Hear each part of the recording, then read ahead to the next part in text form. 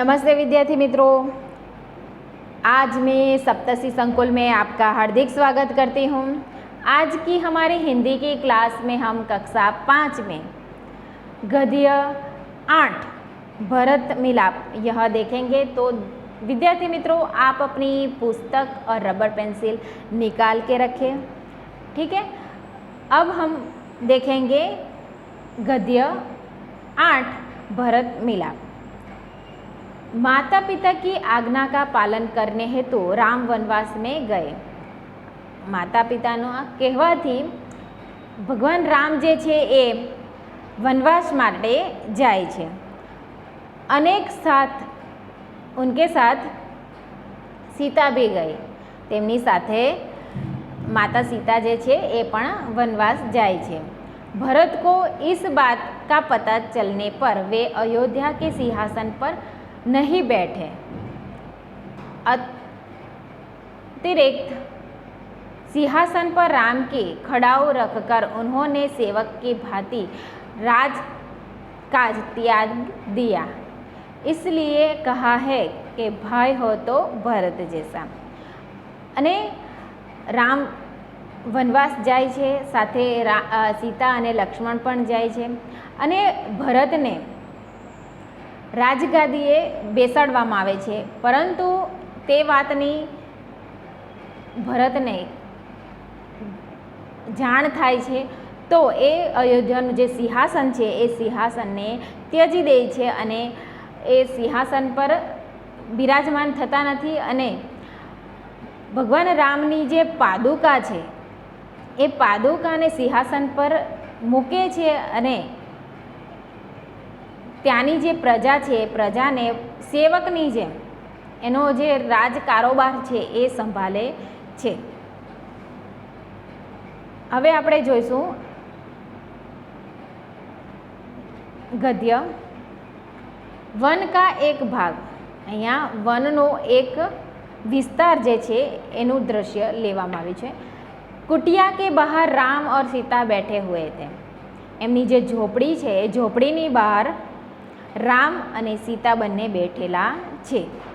पास ही धनुष्य बांधीए लक्ष्मण खड़े अने तेमनी पासे धनुष्य बाण लईने लक्ष्मण ऊभा छे। दृश्य 1। राम, लक्ष्मण, भाई लक्ष्मण जरा देखो तो यह आवाज़ कहाँ से आ रही है। राम शू कहे छे एमना भाई लक्ष्मण ने कि जरा जुओ आ अवाज क्यांथी आवी रह्यो छे। लक्ष्मण, इधर उधर देखकर, प्रभु सामने से कुछ लोग आते दिखाई दे रहे हैं। अने पछी लक्ष्मण शू कहे छे, आम तेम जोई छे अने कहे छे के प्रभु सामेथी केटलाक लोको आवता देखाय छे। राम, कौन लोग है, जरा ध्यान से देखो। अने राम प्रश्न करे छे कि कोण छे, ते कोण छे, ते जरा ध्यानथी जोईने मने कहे। लक्ष्मण, ध्यान से देखकर, अरे यह तो भरत है, साथ ही बहुत से लोग हैं, हमें सावधान हो जाना चाहिए, शायद वे लोग लड़ने के लिए आ रहे हैं। अने लक्ष्मण शू कहे छे, ध्यानथी जोई छे आजूबाजू अने ध्यानथी जोईने कहे छे कि आ तो भरत आवतो लागे छे अने एनी साथे घणा लोको पण छे, आपणे सावधान थई जवुं जोईए, कारण के ए लोको कदाच लड़वाना इरादे आवी रह्या होय एवुं लागे छे। राम हंसते हुए, भाई लक्ष्मण तुम तो बिना बात शक करने लगते हो। इतने वर्ष साथ रहकर भी भरत को नहीं पहचाना। अने आगळ शू कहे छे, राम शू कहे छे भरतने हसता मुखे के तमे साथे रहीने, भरत साथे रहीने आटला वर्षो वीताव्या छे तो तू एना स्वभाव विषे नथी जाणतो। आगळ लक्ष्मण उत्तेजित होकर, अने गुस्से थईने, लक्ष्मण उत्तेजित होना यानी के गुस्सा होना। पहुँचाना क्यों नहीं, पहचाना क्यों नहीं? उसे माँ का तो बेटा है जिसने वनवास दिलाया।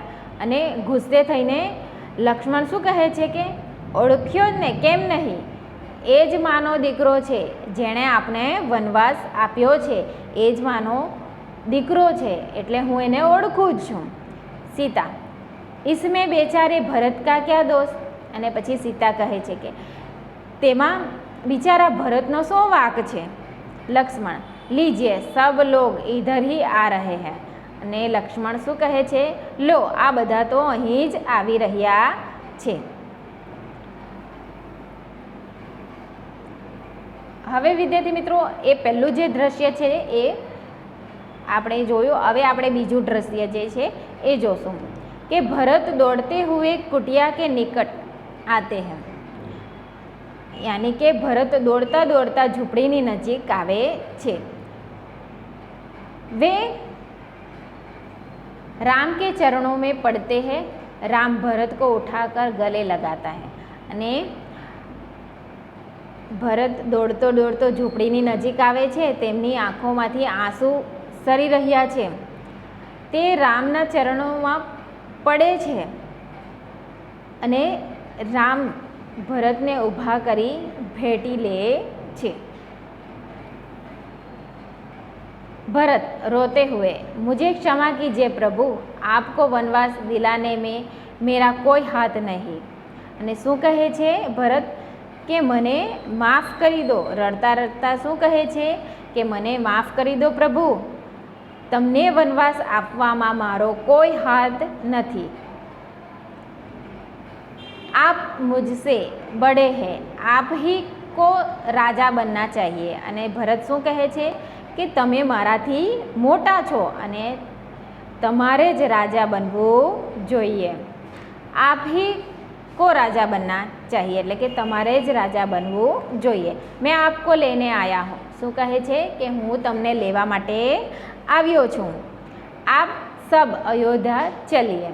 અને શું કહે છે ભરત કે હું તમને લેવા માટે આવ્યો છું અને તમે બધા મારી સાથે અયોધ્યા ચાલો.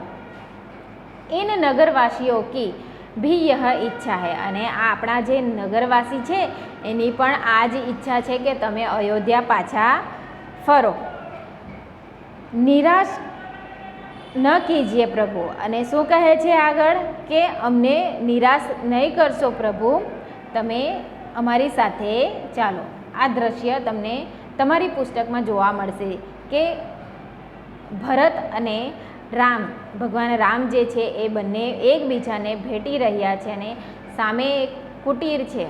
કુટીરની સામે સીતાજી ઊભા છે. એમની સાથે લક્ષ્મણ પણ ધનુષ્ય બાણ લઈને ઊભા છે. હવે જુઓ આગળનો સંવાદ કે રામ, ભાઈ ભરત, મેં तुम्हारा પ્રેમ દેખ કર પ્રસન્ન હું.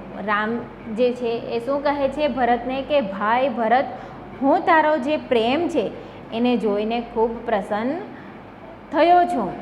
किंतु मैं माता पिता की आज्ञा का पालन करने हेतु वनवास में आया हूँ. અને શું કહે છે આગળ કે પરંતુ હું માતા પિતાની આજ્ઞાનું પાલન કરવા માટે વનવાસ આવ્યો છું. વનવાસ પૂરા કરકે હી લौटूंगा. અને આગળ કહે છે કે હું વનવાસ પૂરો કરીને જ પાછો ઘરે આવીશ. એક નાગરિક, અને એમની સાથે જે નાગરિક આવ્યા હતા એ શું કહે છે એ જો એમનો સંવાદ. નહીં પ્રભુ, આપકો હમારે સાથ ચલના હી હોગા. અને એ શું કહે છે કે ના પ્રભુ, તમારે અમારી સાથે આવવું જ પડશે. તમારા વિના, આપકે બિના પ્રજા સુખી નહીં હૈ. અને શું કહે છે કે તમારા વિના પ્રજા જે સુખી નથી. આપકે બિના પ્રજા દુઃખી હૈ. અને શું કહે છે કે તમારા વિના પ્રજા જે છે એ દુઃખી થઈ રહી છે. પ્રજા કો સુખી રખના રાજા કા કર્તવ્ય હૈ. અને શું કહે છે આગળ કે પ્રજાને સુખી રાખવું એ રાજાનું કર્તવ્ય છે. આગળનો સંવાદ જોઈએ વિદ્યાર્થી મિત્રો. राम, नगरजनों, इस समय माता पिता की आज्ञा का पालन करना मेरा सबसे बड़ा कर्तव्य है. અને ભગવાન રામ શું કહે છે નગરજનોને કે અત્યારે માતા પિતાનું આજ્ઞાનું પાલન કરવું એ મારા માટે સૌથી મોટી ફરજ છે। भरत मेरा भाई है, जब तक मैं वनवास पूरा करके न लौटूं तब तक भाई भरत आप सबके दुख सुख का ध्यान रखेगा। અને આગળ શું કહે છે ભગવાન રામ કે ભરત મારો ભાઈ છે ને જ્યાં સુધી હું વનવાસ પૂરો કરીને પાછો ના આવું ત્યાં સુધી ભાઈ ભરત તમારા બધાના સુખ દુઃખનું ધ્યાન રાખશે અને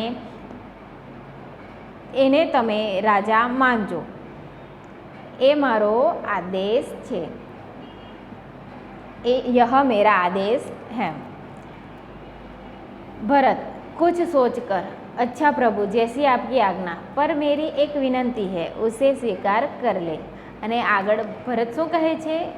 વિચાર કરે છે ને વિચાર કરીને કહે છે કે અચ્છા પ્રભુ એટલે કે સારું પ્રભુ, જેવી તમારી આજ્ઞા, શું કહે છે કે જેવી તમારી આજ્ઞા, પરંતુ મારી એક વિનંતી છે તેનો તમે સ્વીકાર કરો। રામ બોલો ક્યાં ચાહતે હો? અને આગળ કહે છે રામ કે બોલો શું છે તારી ઈચ્છા? भरत मुझे आप अपने पाँव की खड़ाव दे दीजिए। खड़ाव, खड़ाव जो शब्द है विद्यार्थी मित्रों, खड़ाव एटले के लकड़े की बनी हुई एक पादुका होती है, उसे खड़ाव कहते हैं। तो भरत शू कहे छे के मने तमारी जे खड़ाव छे ए के ते मने आपी दो, चाकड़ीओ छे ए मने आपी दो। खड़ाव, खड़ाव का क्या करोगे? राम शू कहे छे के चाकड़ीओनु शू करशे तू? भरत इन्हें सिंहासन पर रखकर आपके लौटने तक सेवक की तरह राजकाज करूँगा। અને ભરત આગળ શું કહે છે કે આ તમારી જે ખડાઓ છે એને હું સિંહાસન ઉપર મૂકીને તમારા પાછા આવવા સુધી સેવકની જેમ राजकाज करीस। भरत का प्रेम देखकर राम सीता और लक्ष्मण गदगद हो गए। गदगद होना, यहाँ पे गदगद जो शब्द है विद्यार्थी मित्रों मुहावरा है कि गदगद होना यानी कि पुलकित होना, आनंदित होना, उनका अर्थ होता है आनंदित होना।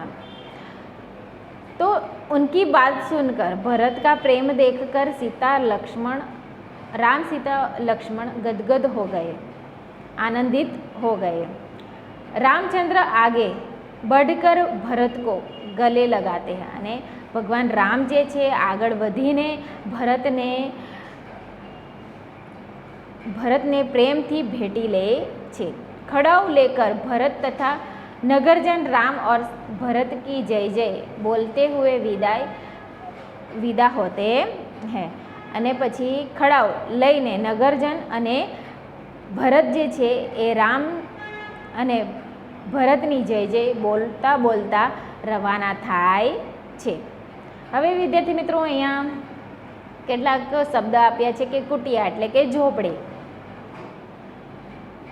શાયદ એટલે કદાચિત, શંકા એટલે કે શંક કરવો, નિકટ એટલે કે નજીક જવું, चरण एटले के पैर, दोष यानी के अपराध, कर्तव्य यानी के फर्ज, आदेश एटले के हुक्म करवो, आज्ञा आपवी, खड़ाव यानी कि लकड़ी की बनी हुई पादुका जो है। तो इन शब्द जो है तो आपको ये शब्द नोटबुक में लिखने हैं।